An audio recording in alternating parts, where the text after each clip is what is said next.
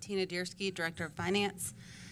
City's property tax rate, again, is at 0.776 per $100 valuation.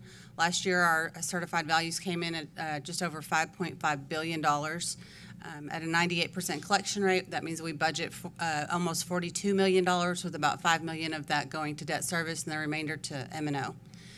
We did see a 2.3% increase for this fiscal year. And that is with all the new appraisals that's out there? Or is this the most current one that is driving our current budget? This is the current budget, the year that we're in currently.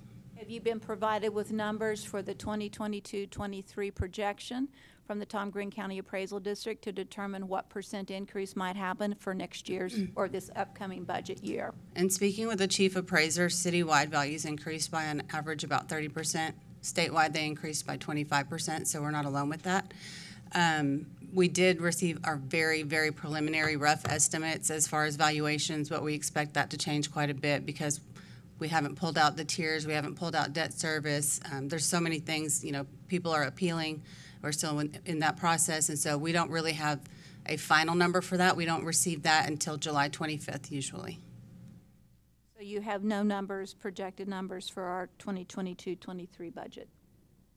I'm not comfortable throwing a number out there, but I would say it would be at least in the area of $2 million of increased revenue to the city. And so this past year, what was the dollar? It's a 2.3% increase in the current budget year, you're saying. So what kind of dollar increase was that? Do you have that, Kimberly? I want to say it was about 1.2.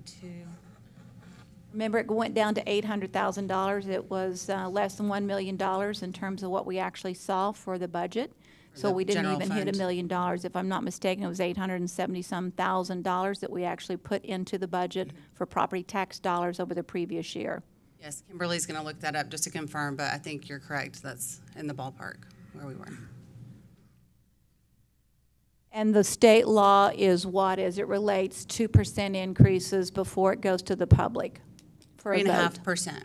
So if the Tom Green County Appraisal District keeps the overall appraisals below 3.5%, then that number is the number we accept. If it goes over that number, then we have to take it out to the public to vote to determine if they're willing to accept the overall appraisal increases. Yes, they allow you also a 3-year look back. So for example, last year we only hit 2.3%, so you could capture that 1.2%. It's kind of a complicated calculation, but some number you could recapture from last year or the 2 years preceding. Of course, SB 2 went into effect 2019, so we don't actually even have a full 3 years behind us. But yes, it would be capped at that 3.5% plus maybe a little bit more for recapturing from last year. And at that point, you would either have to lower the tax rate to whatever that tax rate calculates to that keeps you at that cap, or go to the voters. But I will repeat also, the city's percentage has not increased for over a decade, 10 years. So we have maintained a 0.776 property tax rate for over a decade. So there have been no increases. That's correct. Yes, okay. ma'am. Proceed. This is just your chart depicting and showing that growth. The 2022 property tax revenue is projected in this chart, but that just kind of gives you a graphic representation of where we were. Describe M&O. Maintenance and operations, and so we put 9.36 cents of our tax rate towards debt service, the 0.006 to the new street construction fund, and the remainder goes for maintenance and operations for regular expenditures. Sales tax, as of May, we were over budget by $1.2 million, projecting flat to year end, or not flat, pardon me, projecting with a 4.63% growth rate, which has been our average growth rate. At year end, we'd be about $22.5 million in sales tax revenue, leaving a surplus of $2.1 million. That's using the plan that's out there for the balance of the month? That's based on budget, what we budgeted. But we budgeted sales tax down, so the question mark Yes. is, the year-to-date growth currently is 4.63%, but what are you using? You say year-to-date is 4.63. What are you using to determine the balance of the year? The budget or last year's actual sales tax? It's based on the year-to-date growth rate average. But last month it was down 0.75. Right. So you don't know That's- whether we're going to continue to be conservative and flat or whether we're going to That's correct. be the But 4.63%. the negative 0.75 is factored into the average as well. So this is just a projection. We're not planning No, to but be we need here to at understand what year-end, the but projection is, what it's Yes, based ma'am. off. Is it based off a plan? Is it based off of last year's actuals? What is it based off of? We need to know It's- the trend line. It's based off of our current year Okay. growth average. And this is just the chart, again, depicting that growth. Which, when we look at that, and you look at San Angelo, and we look at the other cities that we compare to, our growth has been substantially less than the other four cities that we compare to for this year. Correct? Yes.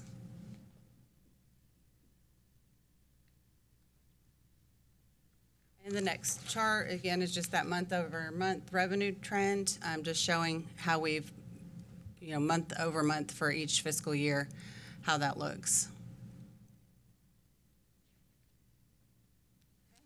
And if there's no more questions on either of those, we'll move on to general fund performance for the current year.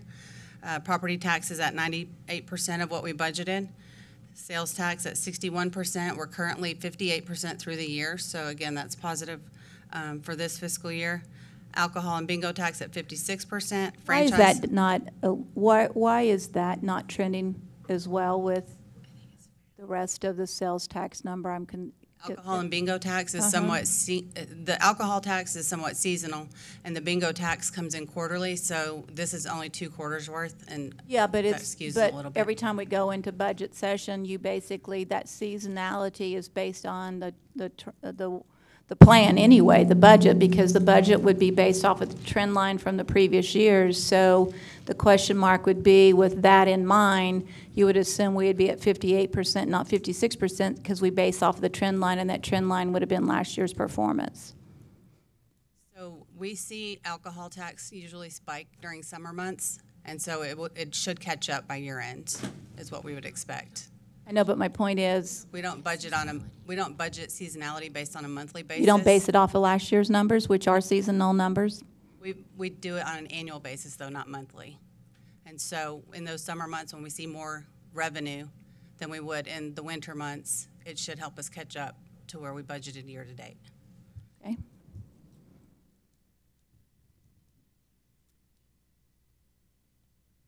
And then charges for services is at 41. No, I want to go back up to franchise tax, because we have had all of these new people come into town laying fiber everywhere. And so the question mark is, all of those people that are bringing fiber to the city, do they pay the franchise tax, so that in our next budget, we would start to see more franchise tax being collected?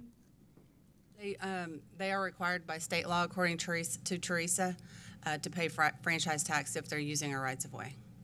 And they are? Yes. And We do so, receive franchise tax from Sunlink and Frontier. well, we already do from Suddenlink. Yes. But we have 2 or 3 other companies that are in town laying fiber. I would assume that they too would be adding to our franchise tax dollars. Once they start having sales, it's based on their total revenue. So I think that they're not quite at that point yet, but at that point, yes, they would be required by state law to remit. Do we need to be contacting them to find out when they anticipate that they? That, I might ask Brandon who the onus would be on. Do you have any idea if that would be? I can look at the local government code sections on it and see what it says about that. No one can hear you. You need to speak into the microphone if you would, please. Yeah, I'm sorry. I'll have to look into that and see at what point they're supposed to either contact us or we reach out to them. We need to know for our plans for 2022, 23, what to anticipate. Yes, ma'am, that's a good question. Okay, thank you. Now you can go on to charges for service, and my question is, why is that down so much? Okay. So a large part of it is that we haven't received the $1.7 million that's been budgeted from the county with Shane and his street reconstruction, or I guess it's not street, seal coat project. So that's a big part of it. Ambulance revenue lags a month, and so that's usually about $300,000 per month. But I do know from speaking with Chief Brody that ambulance runs are down this year, and so he's not entirely sure that we'll make that revenue budget this year. And then municipal courts, another big, So is that in Part of it. charges for services or other sources? those are all under charges for services. So talk about the municipal court numbers. They're down quite a bit from last year, and they are at, let me see what percent of budget they're at. I have 43% as of the end of April. That's correct. They're at 43% of their budget, which would be under the budget by $1,394,901, under the budgeted dollar amount. That's correct. And what does that mean? I can't really speak to that myself. It would be a question for the department, but I would think it would mean that tickets and fines and fees are down in general. Daniel, can you talk to that subject? Yes, ma'am. Yeah, and I hate to reference it as basically when you go out there, we receive our fine revenues through tickets that are written, so the numbers have been trending down as far as the number of tickets. We've taken a look at that as far as the number drop-off. I believe the number is like 10,000 ticket drop-off over the past 5 years. And that's significant for us because we see that revenue number drop quite a bit. And again, that's something that, of course, is addressed through the police department, but that's what we're seeing right now.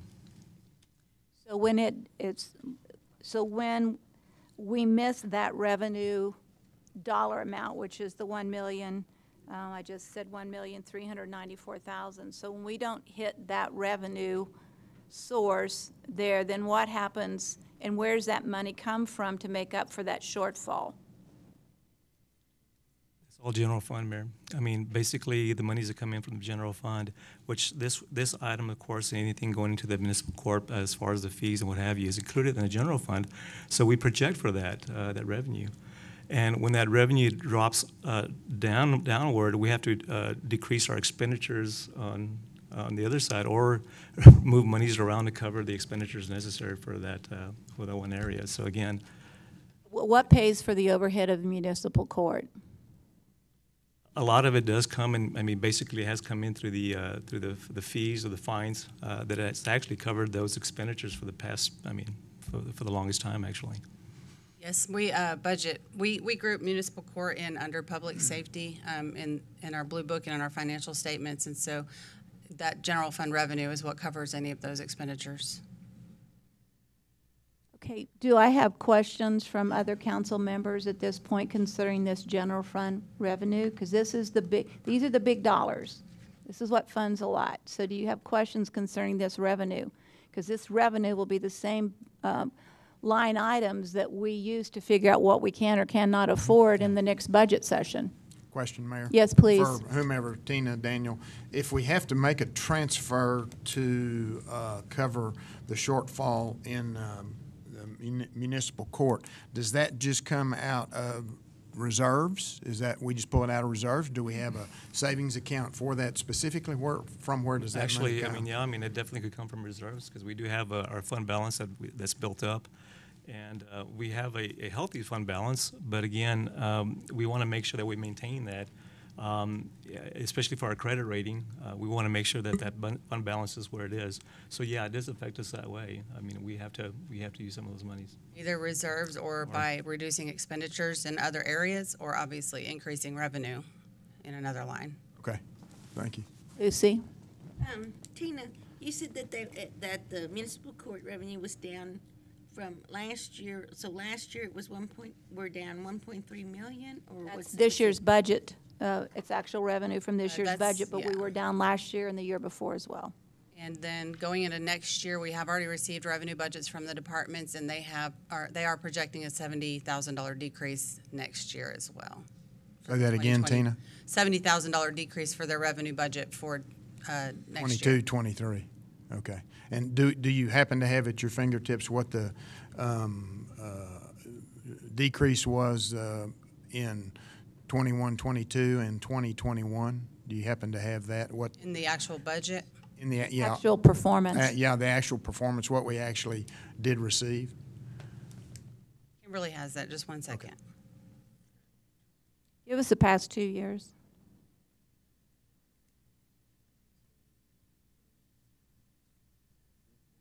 21 to 22, a decrease of $65,000.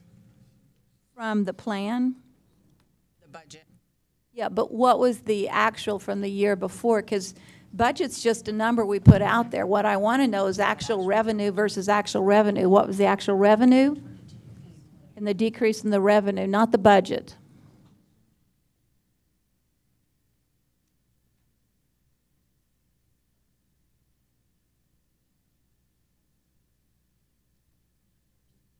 She's going to work on that. Just give Okay, us meanwhile, 1 second. Karen has a question. Okay. You may have already mentioned this, and if you did, please excuse me, but I would like to know what you can attribute to the shortfall to over a period of 3 years. Is it capture rate on tickets issued, or people are just behaving better? Well, with speaking with Municipal Court, I think it's a combination. Less tickets being issued. I can't speak to the behavior element of it. That would be a question for PD or Municipal Court. But looking at the number of tickets issued, we've looked at that recently, and that has absolutely decreased as well.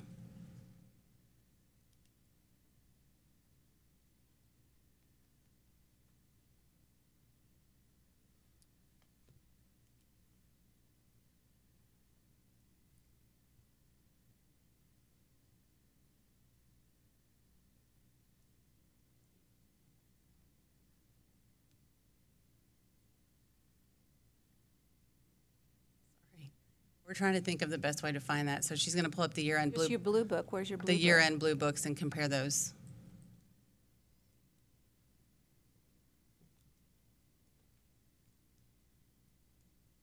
In the blue book, it's a grouping of several accounts, and so that's what's making a little bit more. Well, in our blue book, all we see is one line that says Municipal Court. Right. That contains multiple accounts that add up into fines and fees.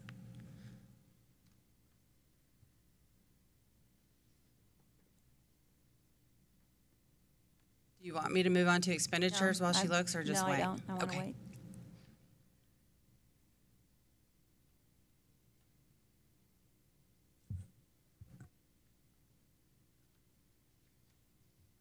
So 21 actuals was 2,171,000.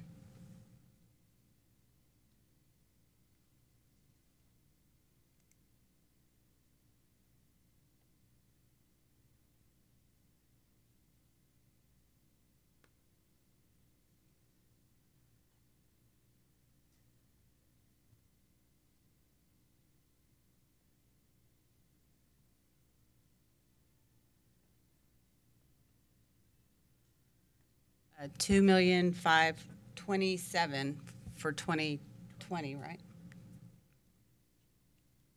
So the 1920 budget actual Actuals, yes. was 2,527,000. Then the next year, which would have been 2021, was 2,171,000. And right now, the projection for 21, 22 is what? We don't have a good way to project that.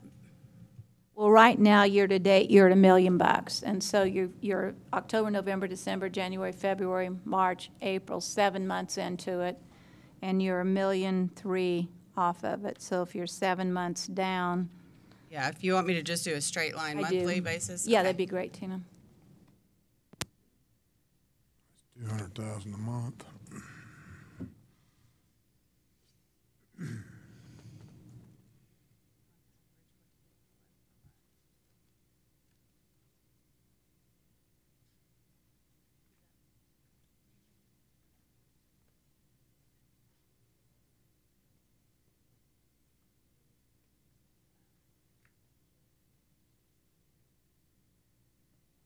About 660 short Of the year before. of what they budgeted. So 660,000 Short, short so of that- the budgeted number. Yeah, so that 1.39 at year end would probably read somewhere around the 660. Just flat line calculation.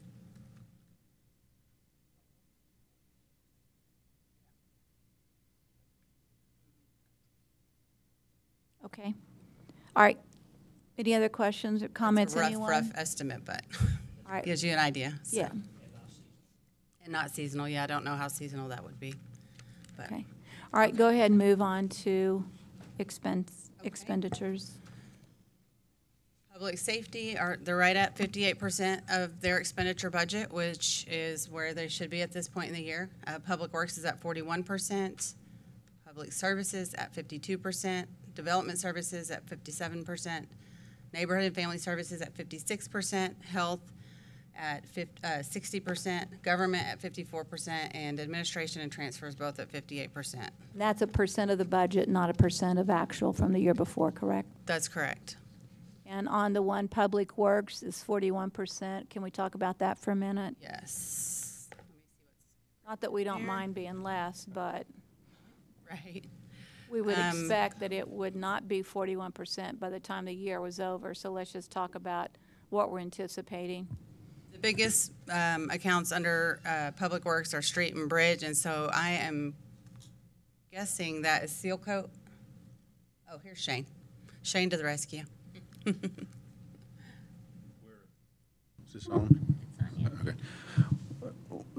We haven't, at this point, we haven't done seal coat project yet, and so that'll be about 3.6 million. So that will, once that expenditure comes out, we'll see us trending almost right where we're supposed to be. And so with the budget. seal coat program that's not in that right now, talk about when it's going to start and when the public will start to see the seal coat program. The seal coat, the HA5 has been applied already, which is a small portion of the actual seal coat program, but the traditional chip seal will actually start here in about 2 to 3 weeks. We're expecting them to mow in about between the second and third week in June and start the program. So we should start seeing that happen here pretty quick. And then, of course, by the time they get that out, it'll be mid-July, mid to late July by the time they get through with that.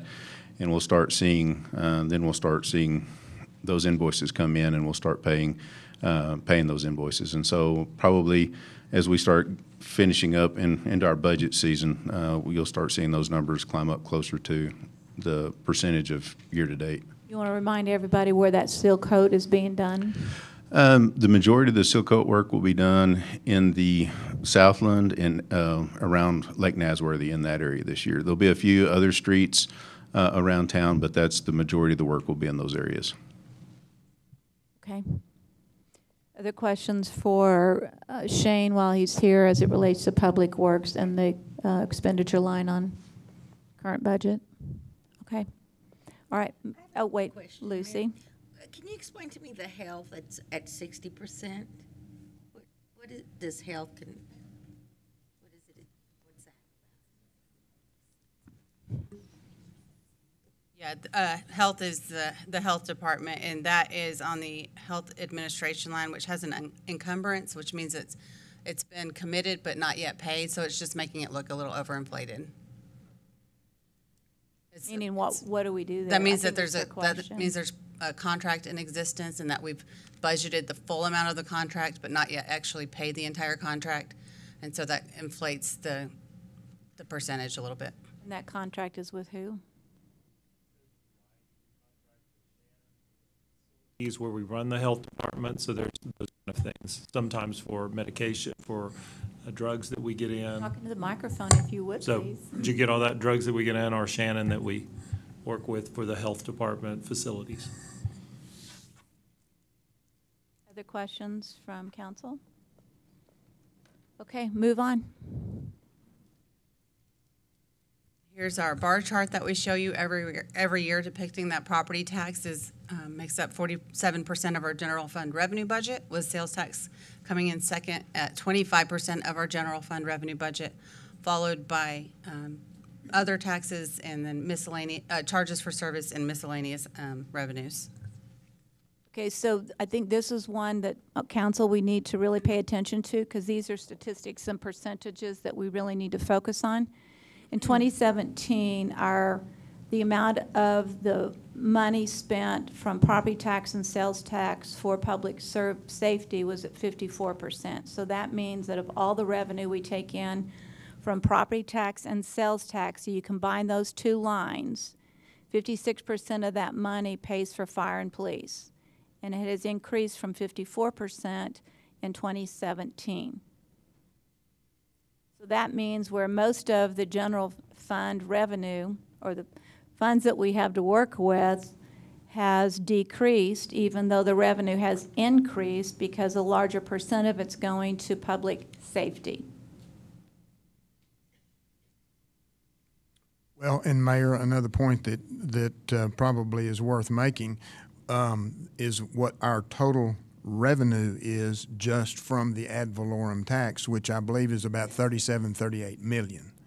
Well, that's why I said the combination of property tax, which increased about 800,000 last year, I don't remember from 2 years ago, and then the sales tax revenue, if you combine those two, that revenue dollar amount, 56% of it has gone to pay for the needs that we've all approved for fire and police.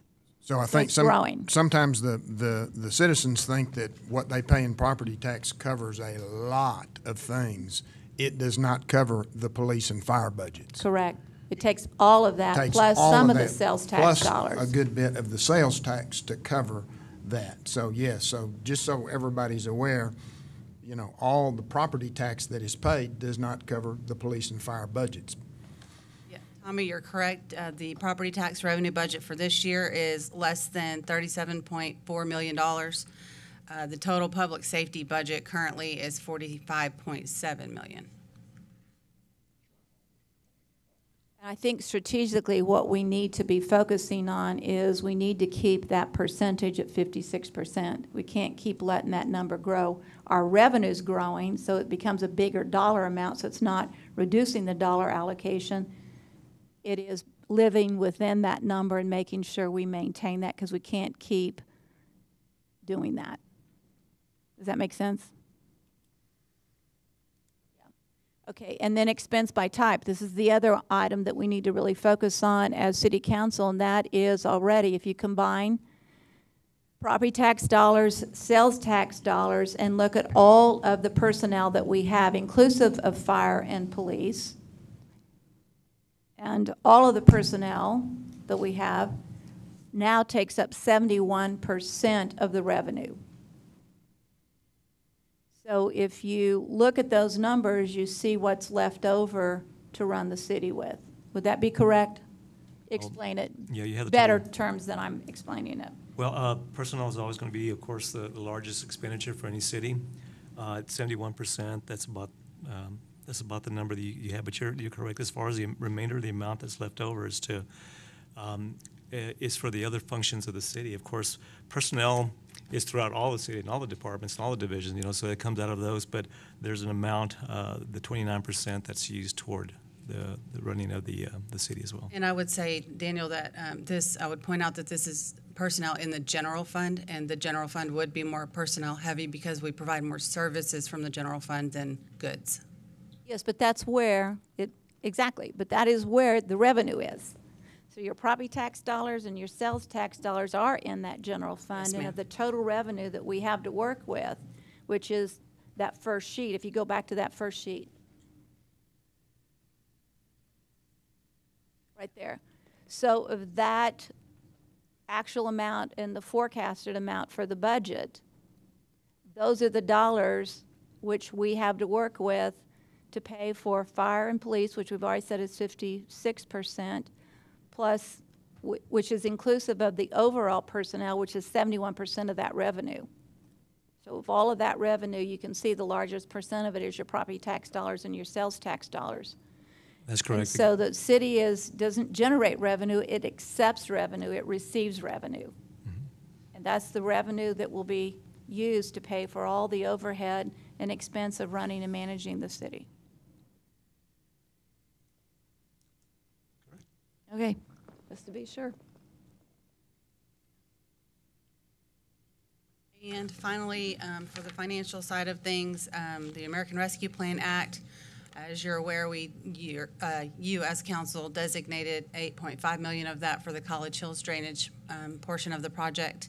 There's still an unassigned balance of just over $8.1 million that council still has discretion for using for other projects. They have to be obligated by December 31, 2024.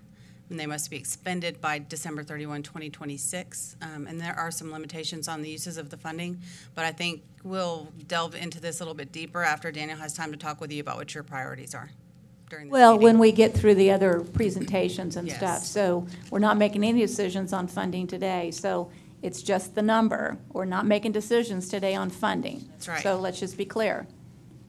All right, next. Next, we will move into the capital improvement plan portion of our discussion.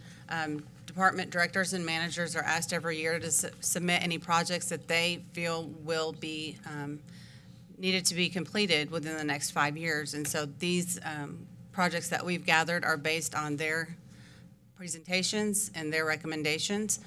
Currently this year, they have submitted 47 active projects in the amount of $448 million that they believe will need to be either started or completed within 5 years, and 51 projects totaling $100 million that are further out beyond that timeframe.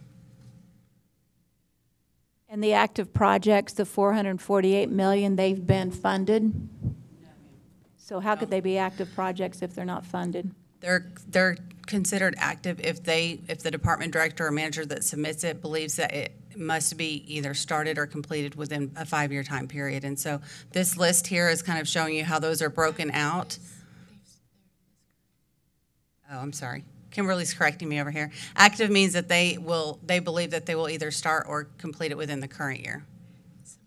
So Some again, are it's- partially funded, but not fully. I'm sorry. Because that's the confusing part. If we say we have 448 million out there that's active, it means that we have found the money to finance those. Is that correct or not correct? The CIP is not a funding plan. It is a tool. I know it's not, but that, your description of what that 448 million is, sounds like it's active, based off of Kimberly's. Say that again, Kimberly. They've been begun or about to begin, but are not fully funded. So how do they begin if they're not fully funded? That means that they'll probably be coming back to city council in the near term to find a way to fund it, or they might be paying for the design phase within the next year and not necessarily the entire project. All right, so we're going to go through those now? We can go into those, or we can focus on any of these general departmental, totals and delve into it over here if you want to. We're What we can prepared to do is we whatever can you'd start like. going through this list and asking questions about it, and then at the end, because that's through 448 million right there, so, but it says active and then proposed, and then totals 548 million. Kimberly can actually pull up our software on the screen if you'd like to get that into it, or we can have the department directors come up and kind of tell what are the big things in their line items. It's up to you however you want to Well, let's proceed start with that. our department managers coming up and Okay. describing from it, because I think that would be A lot of great. projects. You want to start And in so, this but- order with But Allison? We're basically saying we have 448 million, we're either active or starting to, so I think, and there's partial funding or not funding, I'm not sure which is partial and what's not, but let's talk through it, because that's a big number. Okay, Allison, we'll start at the top of the list with Allison.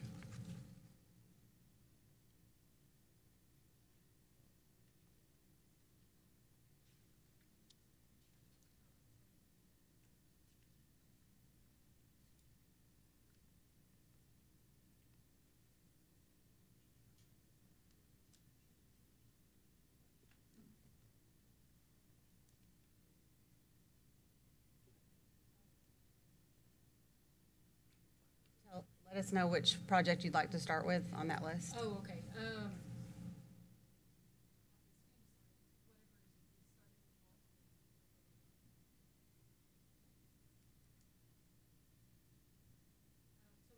Treatment plant improvement projects.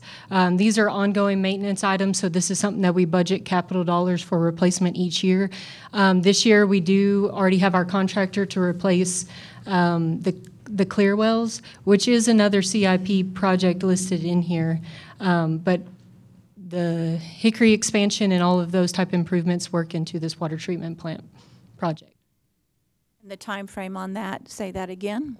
Contracts are signed and executed, and notice to proceed has already begun. The clear wells may not happen till later this year, till we get into the winter season, but we are already breaking ground, so to speak, on Hickory expansion and clear well construction and material ordering.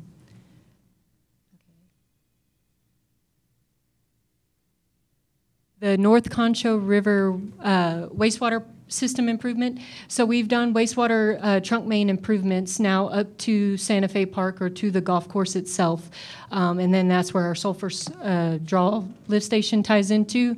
This next portion of that wastewater improvement project goes through the park, near Central, not Freshman Campus, near Central Campus under the loop. And there is a lift station there, is our Shiloh lift station, one of our largest lift stations.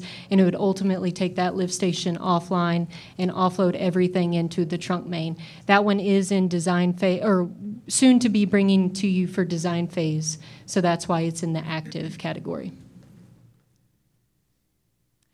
Lift station improvements, as Kim is showing on the screen, is just ongoing pump and motor replacement of our lift stations, wet well rehab. Basically, we put in close to $200,000, if not a little bit more, into lift stations each year and just their ongoing maintenance.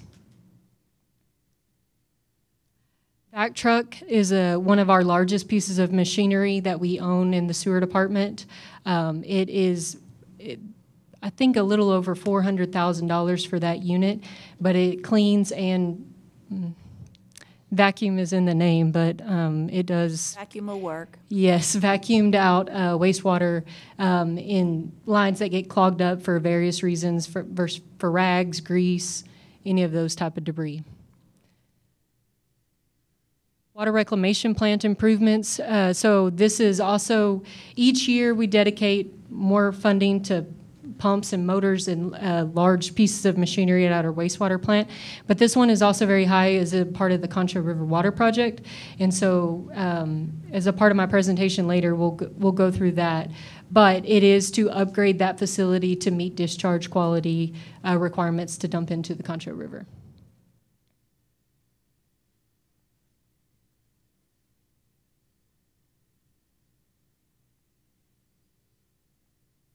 Hickory expansion project that Kim was scrolling over. So as I've stated, the expansion project has started. The drilling of at least one well, we do have one drill rig set up and ready to go. And so we are currently in the active mode of expanding that project from 8 million gallons a day to 12. And then the Lake Nasworthy Sewer System Project, again, is a part of the sewer expansion to the airport and Lake Nasworthy areas to offload, one, to be able to handle additional capacity, reduce lift stations that we have in the area, and to provide the backbone of sewer service to an area that has historically not had sewer service. So are those the active projects that I have? And just for everyone's information, most of your projects are either paid for from the water. You want to describe the funding for these projects that's out there right now, Allison? Yes, ma'am. All the funding from the water and wastewater projects come from ratepayers, not from any tax dollars. So they are all from the water and wastewater consumption and the usage by our customers. We do receive a little bit of funding from COSA DC through the half-cent sales tax, but that's dedicated mainly towards water supply projects such as the West Texas Water Partnership. Thank you.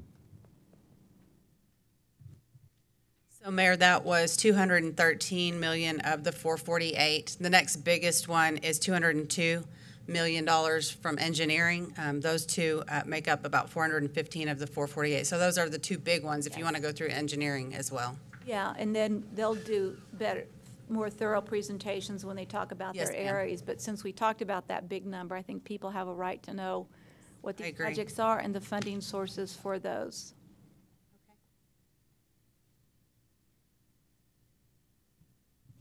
Within the engineering, there's some of these that kind of spill over into the water utility as well too. They're not all street related or traffic related, but we do have The A&M Waterline replacement, there's quite a few of those. Of course, that is the entire length of A&M. We just brought that to you at the last council meeting for approval. That number was like 4.6 million, something like that, is that Yeah, correct? it was 4.7 was the, after we got the bid in. Yes, ma'am. And there's quite a few. This is also for the out there, Old Christoval Road, out there at the state, where the state is widening the road right now. We're having to design and actually replace the water and sewer lines out there underneath that roadway that they're rebuilding, and so that's part of this as well too. That's estimated at 5.2, I believe. 5.26. That's just the utility piece of it, because the MPO picks up the other cost, right? The state is picking up the other cost through some of our MPO dollars as well, correct? Yes, ma'am. For the reconstruction of the road itself, what I mean. we're responsible for the utility. Right. Yes, ma'am. The next one is Randolph Waterline replacement. This goes from the other side, just the other side of the river, which actually this side of the river, on Randolph Street, and we'll take it all the way to just north of the loop. It's an old cast iron main for replacement, and so that's on that one. 6.9, 6.7 million estimated on that one. And right now, do you have a designated time frame or funding source for that one? They're currently in design on that, and the funding source would be the water utility. Okay.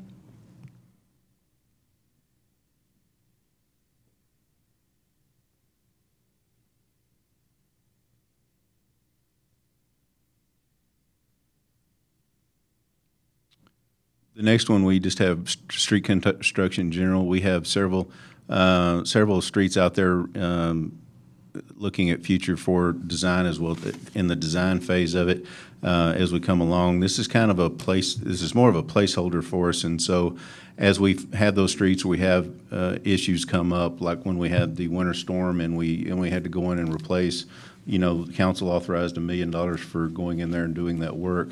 That way we have a placeholder within the CIP for basically general road construction, estimated, again, at just a little over $6 million. But again, this is more of a general placeholder, so we're not having to come back and amend the CIP out of turn or in a hurry. We have a placeholder where we can do general street work as well too. So again, not necessarily an identified funding source as of yet, but those will be identified as needed as we have this general placeholder, because we do the real Concho project that we have out here going right now was one of those that we actually were able to work under this line item because they were not bond funded dollars. They were actually O&M dollars that we had saved up to do this roadway, so do this project with.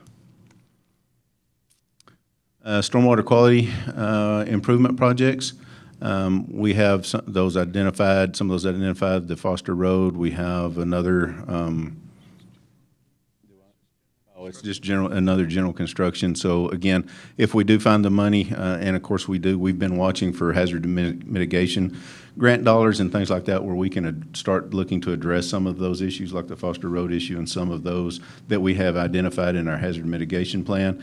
And so and we'll talk about a little bit about that in the drainage updates, but again, it's basically just a general placeholder for those type of projects as well too. And as the funding comes available, that's when we would use them. But again, we're closely watching those grants out there to try to capitalize on those as we can. So most of the projects that you're talking about today are already funded projects, either through water. Some of those were. O&M. These two are not necessarily funded, but all the water ones are. Yes, ma'am. They're being prepared to be funded in the near future as the designs are completed and we bid them out. Okay. Foster Road reconstruction, we have that in design currently right now. We do not have a dedicated funding source for this, but again, we're getting it in design right now. Again, hopefully looking for those hazardous mitigation dollars and those grants as they become available. And also, I'll mention this a little bit later, but we are closely watching a lot of grant opportunities right now with the new infrastructure bill coming down from the federal government. There is going to be a lot of granting opportunities, and we want to make sure that a lot of these grants, you have to have shelf-ready projects. And so we do have this project in design currently. So again, if we do have those granting opportunities available, that we can capture that. This is another stormwater project, the Sunset Lake and Parkview Lake dredging improvements. Again, we've been working on this, trying to save up money within our existing O&M budgets to complete these projects, and we have enough money in our stormwater fund balance right now. We're hoping, we have our fingers crossed to set aside to accommodate these projects right here. What's the time frame on that? They're currently in design right now. We hope to have those out this fall and be ready to bid. Early fall is our goal. If we can, we want to make sure we dredge in the winter months is our preference. So. Reconstruction of Jackson from Knickerbocker to the railroad tracks to Knickerbocker on Jackson. This was, we have some set-aside monies from when the Chick-fil-A put in the new Chick-fil-A at that corner. Portion they had to allocate certain monies for actually in lieu of doing the construction work at that time. And so this has been, this is one of the projects that's on our list. We were looking at designing it in-house because it is such a short, small strip. However, currently, due to personnel issues or the lack thereof, we're probably going to have to look at getting an engineering firm to help us out on this one as well too. So it should go in design here real soon. I believe we got another 2 years before we would actually forfeit that money back to Chick-fil-A. So we want to make sure we get that done. And then, of course, now we're getting into some of our bonding projects here. Reconstruction of Avenue N from Sherwood Way to South Chadbourne. Next one is mill and overlay of Sunset and from Foster Road to Loop 306. We do have some, and there will be some reconstruction in that as well too. It won't be all just mill and overlay. There will be some construction, but again, part of our bond projects. That is part of the bond, the $80 million bond project? Yes, this is a bond project. The mill and overlay of Smith Boulevard from Pulliam to Gordon is also one of our bond projects coming up. That will probably be in our year 10 letting. So that's project still a ways out. It has not started design yet. Mill and overlay of Howard Street from Glenna to Sherwood Way. And a lot of these we'll go over we'll go over some of this in the presentation later. Again, another bond project. It is in design. We're at 90%. We should have finals in probably 90 days and be ready to bid that project out. So that one will be coming up real quick. Mill and overlay of East Harris from Avenue N to Abe Street through the downtown area over to Bell Street. That is going to be a year 10 project in the bond project. Next one is mill and overlay of Glenna Drive, Edmond, and 29th. Shane, when you say it's part of that $80 million, because I think are we in our third year or fourth year of that? We are fixing, I believe. We're in the fourth issue year. of 5. Yep. Okay, And so it will be in the next fifth year. would go, is 2 years from today, so this is 2022, so in 2024, basically, would be the last. The last Which would bond be issue. these that you've just talked about. Yes, when I say year 10, that's the last issue. That's correct. Yes, ma'am. This one on Glenna Drive, Edmond, and 29th Street goes all the way from Houston Hart all the way to Chadbourne. It's going to be a really large project as well too. It is in design. We had the 60% design review about 2 weeks ago. And so we're in that process currently right now. Hopefully that will be ready to go to bid this winter. And so we'll get that one done. Next one, mill and overlay of Chadbourne from loops 306 to 43rd. That is in its final design phase right now. I'm not going to say 100%, but we're at 99%. Waiting on working with TxDOT Rail Division for one final piece of the puzzle, which will basically take us from the railroad tracks there at the just south of 67 because it's not 306 right there. TxDOT will let you know. But just south of 67th railroad tracks all the way to 43rd. So that project is, gosh, we're just waiting on that one final piece of the puzzle, and that one will be ready to bid. And then the next one, sewer main replacements. Again, just a general placeholder as we run into issues and have issues. That's just a general placeholder for that. Again, would come out of the sewer fund if those are identified and necessary. Stormwater Avenue P, that is now finished, and we're ready to close that one out. So, yes. And then reconstruction of College Hills Boulevard. Currently, the project just started. I noticed if you're in that area, starting to see the congestion in the traffic, and we actually did have to close the road for a portion of the road today from 9 to 4, but it should be opening up here. Well, hopefully it's opened up already. It's 4:03, so hopefully it's opened back up and we're back up to two-way traffic again. So, but again, that project's just starting. Again, remind everybody it's a 30-month project. So. And that's utilities and street total reconstruction, correct? Correct. Yes, ma'am. And dealing with the flooding and issues. Drainage issues. Yes, ma'am. It's a very large project for us. So very excited about it. Reconstruction of Bell Street from Concho River to Old Ballinger Highway, that has been completed. Have a couple of small sections of sidewalks. We've been waiting on been working with utilities to try to finalize those. And get the last signal installation there at Real Concho Drive and Bell Street. Get those signals up, but other than that, the road is complete. It's opened up, and it's actually pleasant to drive again. So we've anxiously been awaiting that.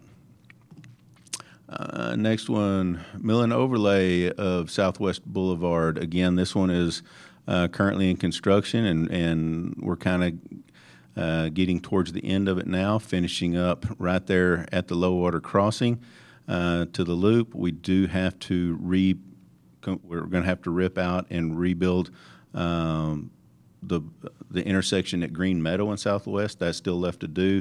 It'll take place, they'll do half the road and then come over and do the other half of that intersection. And then once that's complete, the only thing that will be left on that project to complete it we'll be working down there by Lamar Elementary at the railroad tracks, and we are working with Texas Pacifico on that one currently right now, trying to coordinate the two efforts. There's someone had said to me that when Frontier was working on laying fiber on Southland, that they broke a big water line, and consequently water seeped underneath the new construction that we'd already done and created a big bubble there in the street from the excess water. Is that true? And if so, who pays for that, since we just did it? I have not been made aware of that, but if that is true, we will go out there and we'll find it out. But we will charge them back for the repair of that. We will, if we have to cut that out and redo it, we will charge them back. Larry? I believe that was a Green Valley in Southland. And It said Southland. I just didn't know where on Southland, sir. yeah, it buckled the asphalt there, but it was not new construction. But now they have finished with that small project, as I understand it. Okay. So it's okay. So if you just look at that. We'll take a look at it, and again, any repairs we need to make, they will either repair them or we'll repair them and charge that back to them. Because I think as we talk through all these projects, all of us are concerned that with the amount of work and money that we've put into these new projects, and we know that the damage that's being done by all these companies that are laying fiber, we're hoping that they've been told and know to get this stuff done before we redo these streets, because we can't afford to redo again. Yes, ma'am. And unfortunately, some of these are, especially these new companies that are coming into town, and or some of the fiber but we are working with them. We actually do with all of our utilities, franchise utilities. We do actually meet with them for several months prior to, or actually during design, the design phase of any project. We meet with all franchise utilities to coordinate with them to make sure that anything that we're doing within our, whether it's water lines or sewer lines or street, if we're widening streets or adding sidewalks or drainage, that we are working with them to make sure that they're moving their utilities out of our way and that their utilities are being replaced prior to, if they need to be, prior to us doing any work on our streets. And so we do that. Now with the new installations and with these two new companies coming into town, it's kind of throwing a wrinkle in our process, but we are reaching out to all of them and working with them prior to construction. Questions for Shane? I mean, this list keeps going on forever. So I'm going to stop right now because I think there's questions, comments from someone. Karen? I have two questions for Shane. Early in your presentation, you mentioned several times that you're watching grant yes, ma'am. possibilities for your department, and we all appreciate that, of course, so thank you for that. My question, however, is how valuable would it be, and would it create further efficiencies in your department if you had a grant writer? This is something, Karen, I've asked a couple of times because I feel like right now with the infrastructure bill that's been passed by the federal government, that the number of grant opportunities is larger than ever, and it really takes a keen focus. So I think, Shane, you reassigned someone in your department, right? I have reassigned our operations analyst to primarily focus on those. I'm not going to say that position or that person is actually a grant writer per se, but you know, as many of these opportunities are coming our way, we've had to shift focus of personnel to actually just watch them, all of them, because there are so many of them, and there's so many different requirements for each one of them, and so it's kind of been one of those things that we've actually had to assign somebody to do it. But a grant writer, somebody that is a dedicated grant writer, that's what they do, and they've been trained to do, would be an amazing help. Thank because you. though the technical portions of that it's a special skill set, it for is. sure. It It is. My second question is for the public and me as the newcomer. If you could give us an expanded definition of placeholders in your budgeting process. In the CIP, in our CIP process, for us to do work on a reconstructed street or to build a new street or any of those things where we're going to expend large capital dollars on those things, there has to be a project placed in the CIP before we can actually expend dollars on those projects. And so that's why we put these, call them a placeholder in there, to where we're talking about water main replacements, sewer main replacements, or street reconstruction, rehabilitation efforts. That way that we're not having to come back and amend the CIP every time something becomes available for us to do. Or again, if there's an emergency or something like that to where we need to get in there and do something quickly, it's already built into our CIP process. And so in the plan, it doesn't mean it's in, it'll say not financed or funds not funded, designated, yes, ma'am. but it will list it as a project, and it will list it as an approximate dollar amount attached to that project, gets it in the CIP, and then if it is one of those, if it's something that we're not, that we haven't anticipated and it goes over those dollar amounts, then yes, we will bring that back as an amendment to the CIP process before we'll actually move forward with that project as well. Thank you. And I will add, Karen, that the projects of a certain dollar threshold, the bigger projects, are required by our charter to be in the CIP before a department can complete them or start them. Thank you. other questions at this point? Shane, do you, I think the largest dollar amount that was in that 448 million, which was that chart that we saw earlier, you have gone through and described, and I think you've exceeded that 448 million that has been what they call partially funded or funding designated. So you can go through the rest of this as you're doing your presentation if you want, or you can continue now and not have to do it then. So you decide. Since we're on it, might be best just to keep on going. Yeah, I think we're wrapping up the engineering here. It looks like we're wrapping those up. So again, another one here, we have of course, the full depth reclamation of Rio Concho, which is going on currently right now. We're keeping our fingers crossed. This is the new full depth reclamation process. It's not new. It's not a new process, but it's the first time we are using it, and it's also kind of an improved version of the old process. And so we're looking at that, keeping our fingers crossed. This project has moved very quickly, and we believe, based on talking not only to Reese Albert, but also their subcontractor that they brought in that specializes in this process, and looking at some of the test results that we're seeing on the base right now, road base right now, it's really looking positive. And how quick they are able to do this and get the turnaround time is just amazing. They're hoping, Reese Albert, if the weather holds, they're hoping to be through by the end of the week or first of next, with pavement back on the ground. So Well, that's fast. it is fast. So we're really excited about that process, and hopefully we'll be able to use it in other areas. Lucy would have liked that done today. Yeah, you would have gotten here faster, right? On time. Yes. Traffic. The next one, mill and overlay of Johnson Street, again, part of our bond funding projects. That is not in design yet. That'll be a year 10 project. We have started talking to engineering firms to start the design work on it, but again, that's going to be a year 10 project as well. Another placeholder for water main replacements right below that, and then reconstruction. Oh, and then the downtown Chadbourne, this phase 2 of the downtown Chadbourne project. So, and that is actually, of course, the initial design was part of phase A, B, and C, and so all of those are done, and we're just again trying to finalize some funding on that one project, but we believe that'll go here in the near future. All right.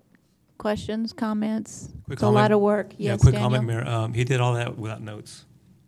He has it all memorized. He did that without his notes, so that's incredible. Yeah, and we That's haven't even got into operations yet. So. Great job. Thank you.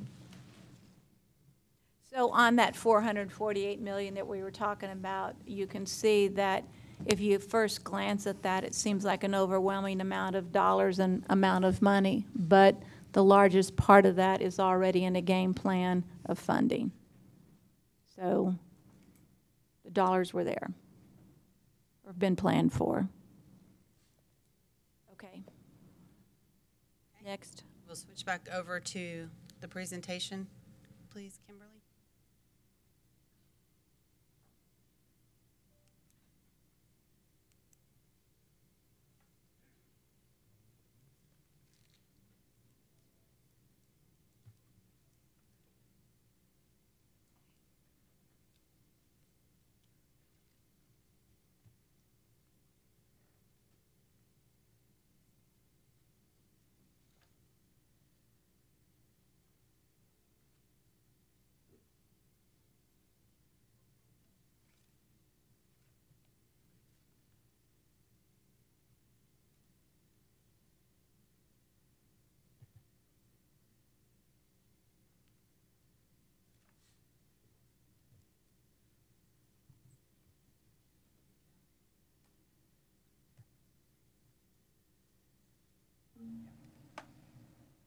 Okay, so we will be publishing this draft CIP online and reaching out to the public for any comments, questions they may have.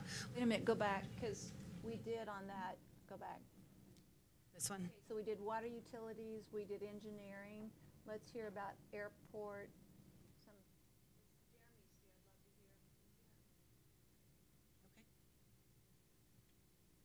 Do you want Kimberly to pull back up the website for him? Sure. Okay.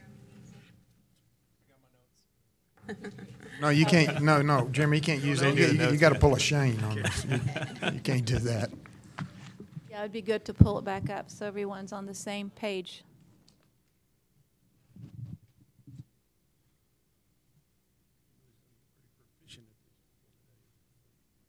The only active project I've got right now is our terminal security system, the camera upgrade to the terminal for $500,000. And that's security, right? That's security, For the yep. terminal only? Yep, and that's Or being the fu- gates included in that or not? Yep, it includes all the gates, all the doors, it's cameras and a full security system. And that's being funded through the CARES Act, through FAA dollars. What you might take the opportunity to do, Jeremy, is I know at the last city council meeting, we had someone offer some comments on some issues at the airport, which I'd like your feedback on that. You sent us all information on it, but I think the public should hear that information, so we're all on the same page on that. Okay. We can do that. You want that now? That'd be good. Okay. I will have a memo out to you on for your Friday packet, so you'll all get the full story. But basically, he was concerned with the condition of the asphalt. If you've been out there on the south side of the airport, down by what we call the precision hangars, there's 2 private hangars down there. They're not city hangars. We do have a ground lease with them. It's a raw land lease. But under the raw land lease, they're required to maintain that asphalt. So it's the hangar association's responsibility to maintain that asphalt and not the city's responsibility. This individual was not aware, so I highlighted that as he is one of the tenants to the hangar association. It did state in his lease that they are responsible to maintain that asphalt. He was concerned about a down power line. It's not a down power line, it's a communications line, and it just sits right on the peak. It's a frontier line. It sits on the peak of each one of the hangars. He was also concerned about the hangar door that blew off. We did have one hangar door that blew off. It was one of our T hangars that Skyline leases from us. The hangar was not pinned and latched appropriately. That's why the hangar door fell off. We had a welder come the next day, pick it back up, reattach it, and it was working, operational. He did bring up the concern about the asphalt around our T hangars, the Ranger hangars, just the rest of the general use area that is old asphalt. We're working through our TxDOT ramp grant every year to do a crack seal and seal coat project on it to rejuvenate the asphalt. So we do have issues, but we have plans and funding to cover it. Anybody have questions for Jeremy? I'd just like to say Sim. that I sure do like it when he says he's got the funding for it. Yeah. Thank you. Okay. All right, and then the next, go back to that capital.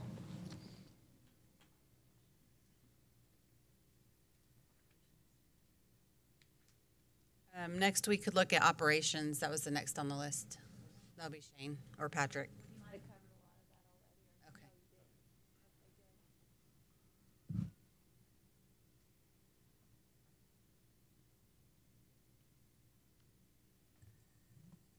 Shane, do you have any projects that are only $500,000? This first one. Yes. We recently purchased a new emergency mobile command trailer for the city. We want to actually build basically a shed to put it in, a barn to put it in, along with PD's emergency trailer. Just leaving them out in the sun and the weather is really hard on them.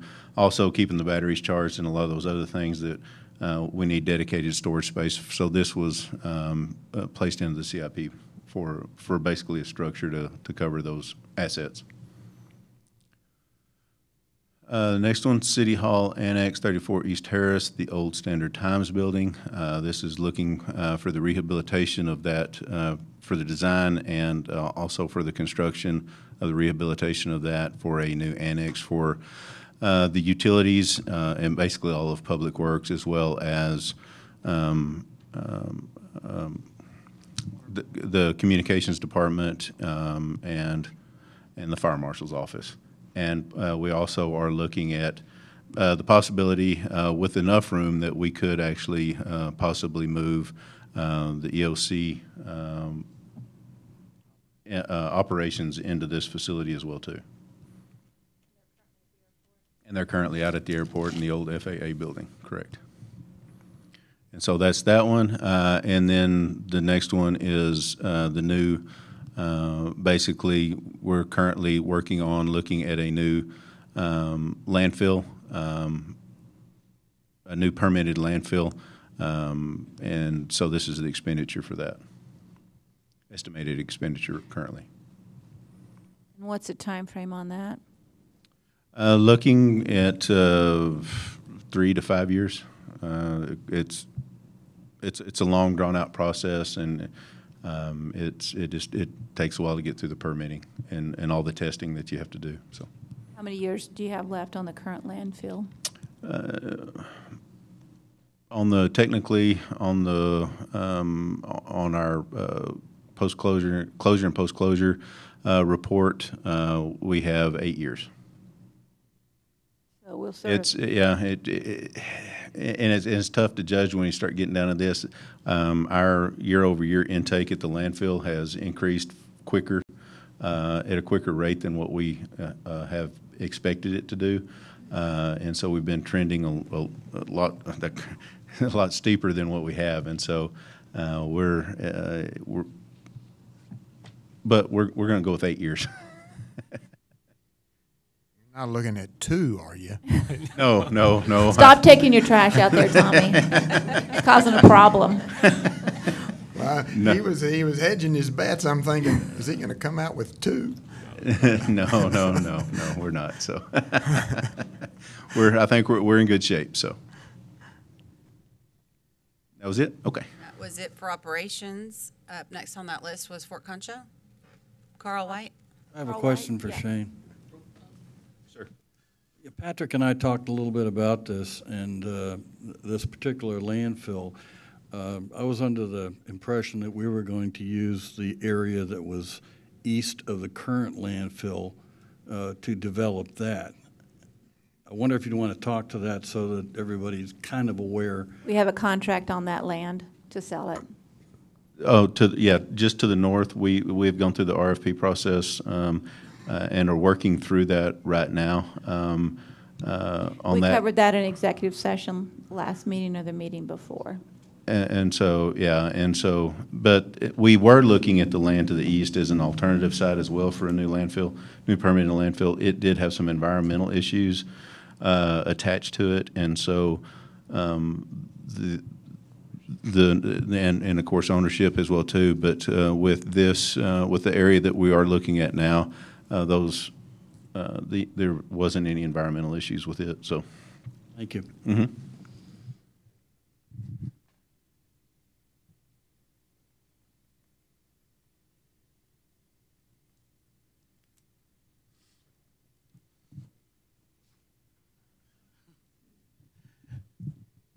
My glasses.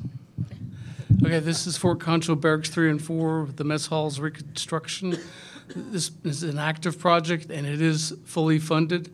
It is underway as we speak. Should have substantial completion this year. Next project. It's Fort Concho Visitor Center. We have basically the site plan for how those can be redeveloped, Barracks 1 and 2, into a visitor center and interpretive center. We have half-cent sales tax. That's how it's been funded. The next step is actual construction documents for that, so that's the next step. It is an active project. We do have half-cent sales tax again for that. To do the actual reconstruction and improvements, we will need to acquire some additional funding, but we intend to do fundraising for that. How much of half-cent sales tax is committed to that? It was $1 million originally. There's about 800,000 left. Yes. So that won't cover everything, but it's definitely going to cover design and a good chunk of the improvements. But I have more.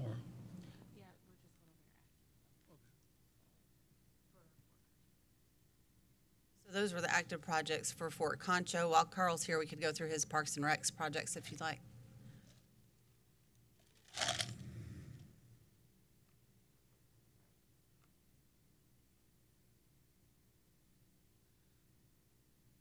These are active park projects? Yes.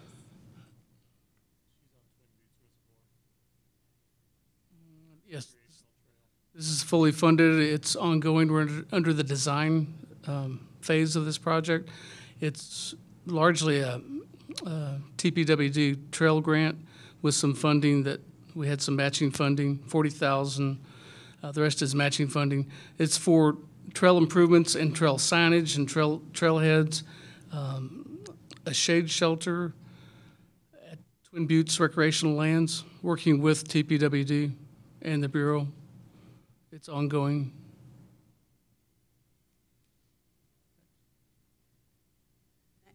Next, please.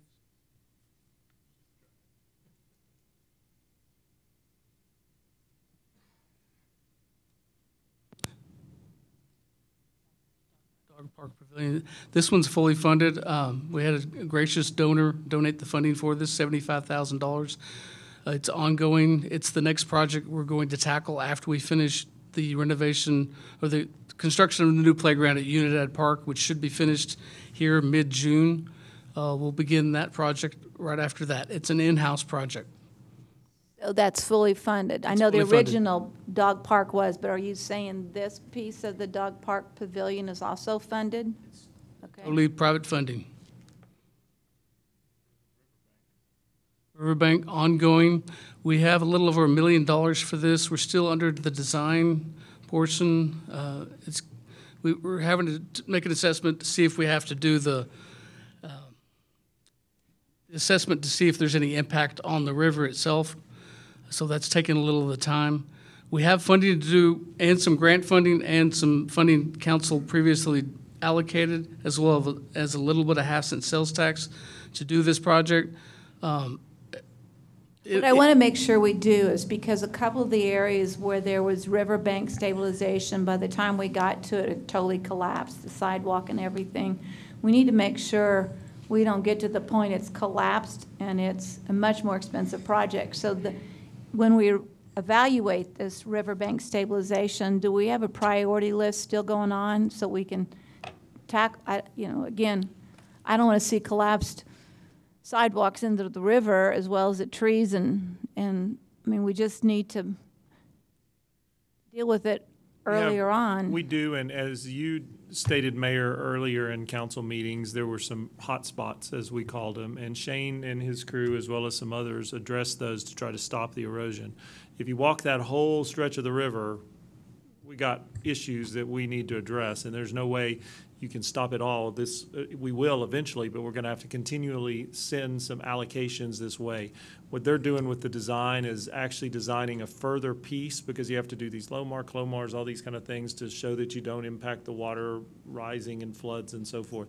So they're trying to get more of it approved in this process so that as you allocate funds, we'll be able to take those quickly for construction. So yes, we are looking at those hot spots still, though, to make sure we try to stop those as best we can. Do we have some orange netting up at this point on any of those areas? I think most of that's down, isn't it? There's a little piece left. Is there one spot? Yeah. There's There one was spot. earlier in, well, I think it was last year or something, there were several spots over here and they addressed those. So. There's one, we'll look at the one that's still remaining. I don't want to see, we can't let them get that far down the road before we attack them.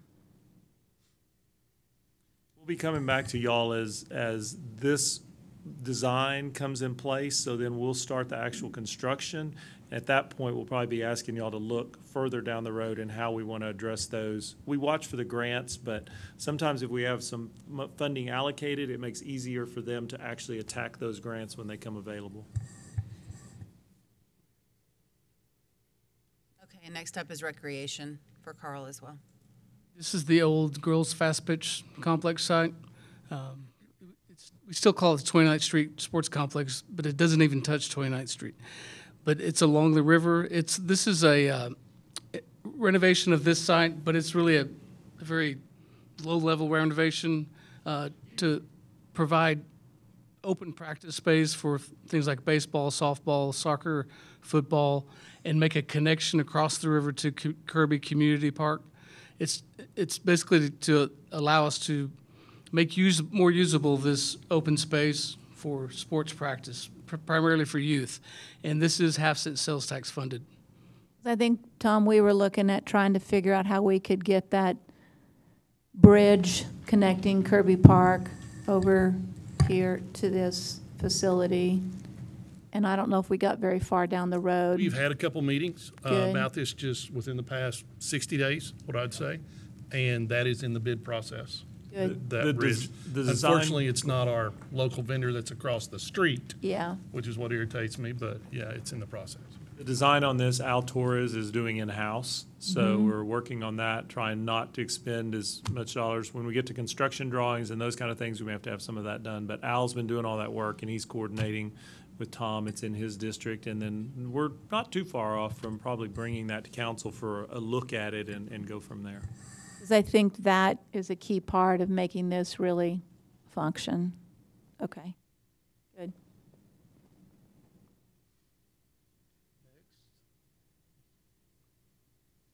The new filtration system for the municipal pool, council funded this a couple of months ago. The system is on order. It's to arrive mid to end of this month, and hopefully we're planning to be back online early in July. So it's ongoing and it's funded.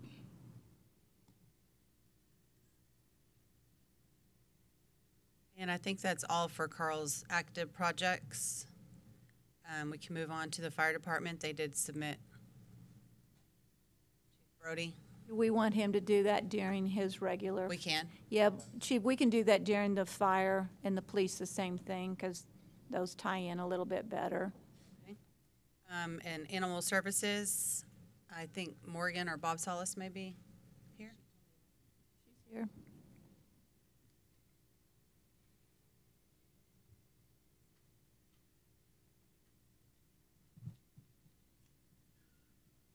Good afternoon. Good afternoon. What I've submitted for rehabilitation of the animal shelter is a You have partially. a very soft voice. What I've submitted for the Perfect. animal shelter rehabilitation is a partially funded project. I think we've proposed the total project cost to be $345,000. $200,000 is currently funded for renovations to the processing room and garage to make it functional to how we use the building today. And then there's a $145,000 unfunded component related to a large HVAC improvement project to improve the air quality inside the building. That's included in the 300,000, That's correct. 350. Okay. Is that it on it? Yeah, other than that, there was a project submitted by Facilities Maintenance. I think that's upgrade to cameras and security systems for $100,000. And that security for where? Well, can you pull that up? Since this isn't my project, let me look at it. I think it's citywide and city facilities, they're needing to upgrade the security equipment. Okay. And that came in at an estimated $100,000. It's cheap compared to the airport. And other than fire, that was it for active projects. Okay. All right. We'll switch back over to the presentation, and I'll quickly finish up, Mayor, and let you get on with it.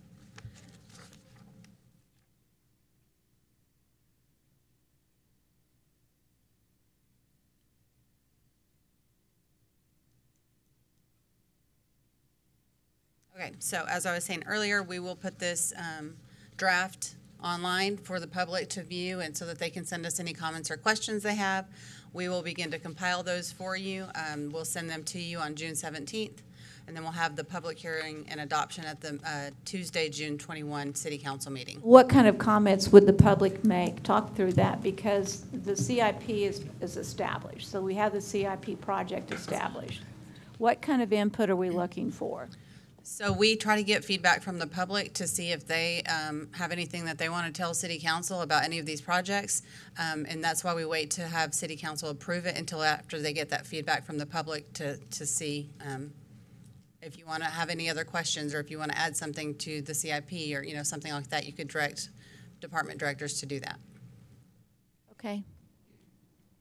And finally, we're on, obviously, draft published online. We'll get that done pretty quickly, and then we'll compile those comments and send them to you, and we'll get the plan adopted.